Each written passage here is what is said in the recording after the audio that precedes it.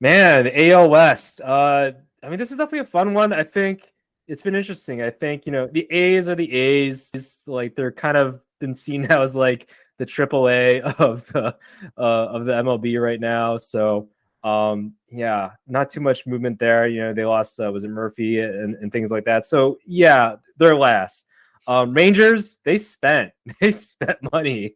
That's what they're really good at. So maybe they'll have a little bit of an uptick in terms of wins. Who knows what happens with Jacob deGrom if you get a full season from him. There's Eovaldi as well, and yeah, maybe some of their young talent does progress here and there. Maybe they do have upgrade in terms of wins in the win column. So hey, maybe they do have a little bit of a better year. That pitching staff that they bought could potentially be a good rotation again if they're all healthy. I think is the biggest thing there, and that's a big if there. And then you have the Angels added Hunter Renfroe, Brandon Drury, Gio Urshela, like so some quality help there. Who knows if Anthony Rendon is going to be healthy exactly? That's kind of a big question mark there because when he is healthy, that's that lineup can be very deadly again with those additions that they just put together there. So, but yeah, I have them third there, and then there's the Mariners, right? The Mariners didn't. I mean, they had pluses and minuses, I think, in this offseason. Lost Mitch Haniger, Jesse Winker. I mean, he didn't really have that great of a season, but he's definitely seen as kind of a talented player there. Just didn't have a good season. Signed was it Cole Cahoon, A.G. Pollock, but they did trade for Teoscar Hernandez. So some pluses and minuses there. But I do have questions about if they have, I guess, maybe for lack of a better term, like kind of that mojo to kind of push forward and an upgrade from what they had last year. That's where I just have some hesitations there. So I have them still finishing second, but I don't know if they'll actually upgrade in terms of their wins. So I actually have them missing the playoffs here with those three teams in the AL East. Upgrading in terms of, I guess, their overall wins or just their play. So, and then I have the Astros, as kind of probably the heavy favorites to win this division. Yeah, they lost Justin Verlander, but and they also added Jose Abreu at first or DH. We'll see how that all goes, but I see them maybe digressing a little bit, but from was it 105, 106 wins last year? I see maybe mid 90s, maybe high 90s. We'll see kind of there. So again, losing Justin Verlander. Yes, they have one of the best pitching squads out there still, but yeah, having that Justin Verlander, I think is, really kind of puts them over the edge. That's what they had last year. So, but I have them finishing first, winning the division, but taking a slight, I guess, decrease in terms of in the win column here. So, but Pat, what is your take?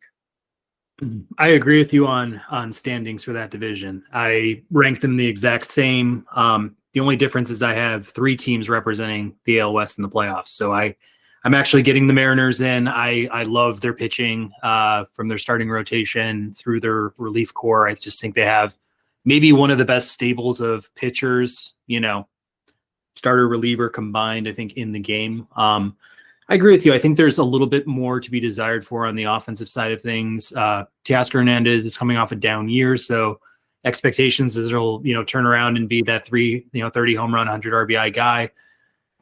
But he could also be the same guy who batted low 200s last year, kind of came up short and was on the block. So it's tough. I don't like Eugenio Suarez very much. He was a huge producer for them last year at third base. He's the kind of guy who will be lucky to bat 200, but put up, maybe 30 home runs. I love Julio. I love Ty France. I think those guys are studs. But again, there's some holes, I'd say, throughout their lineup and in their depth where, if AJ Pollock is plugging the hole for Jesse Winker, we had Pollock last year and it was like there was a lot to be desired for there. So that's my only knock on the Mariners.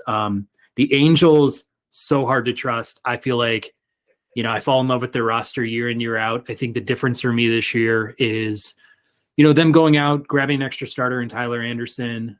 They've got about 6 guys in their starting, pitching staff that, can hold them up throughout the year. I love Otani and Sandoval at the top. And then, with the batting lineup, the thing I like is that, year in, year out, at least over the last few, we've seen Rendon and Trout be out for, large parts of the last season.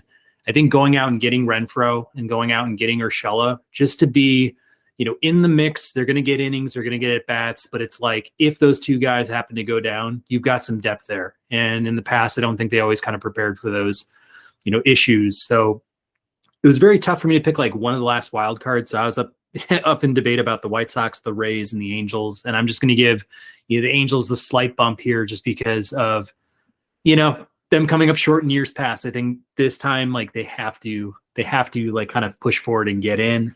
And I agree with you on the Astros. I think the thing I'm seeing is you lose Verlander. That is such a big minus that's being overlooked. And McCullers is not necessarily healthy. So that starting pitching depth that you enjoyed last year with just a solid, rotation top to bottom, it's like now there are some holes, and guys like Hunter Brown and others, will have to step up to kind of fill in those, innings lost. And love the lineup.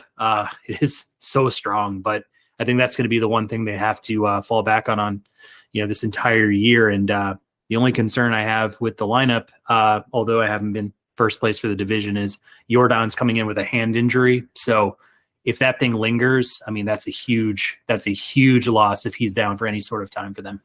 Yeah, for sure. Because he was like I think we were both talking about him as an MVP last season, right? So he was playing lights out for the Astros there. So yeah, if he misses time, yeah, great. You have Abreu, but still you have like their MVP of last year. And the playoffs, he was just killing it too. So very much a powerful bet there. But man, how about that? Like, I picked one team out of the AL West, but you picked 3. So yeah, I mean, it'd be interesting to see. I agree with you though on the Mariners, that pitching squad. It's one of the best, I think, in baseball. For me though, it's just the other bats. For whatever reason, the Mariners, whenever they bring people in there, they don't hit too well apparently. So I think for me, it's just like, yeah, maybe they don't perform up to their potential there, and that's where I see maybe they don't get as many runs there. But yeah, I do like your take, I guess, on the Angels there. It is nice that they added the depth because they always seem like that they were ill prepared for all that. So who knows what happens? I think if Rendon is healthy though, I think that's the biggest thing. If he's healthy, if they're all healthy, great. If they're not, hey, we just have a bunch more depth that we can fill in here and there. But yeah, we'll see. This is what we like to do, predict and see what happens.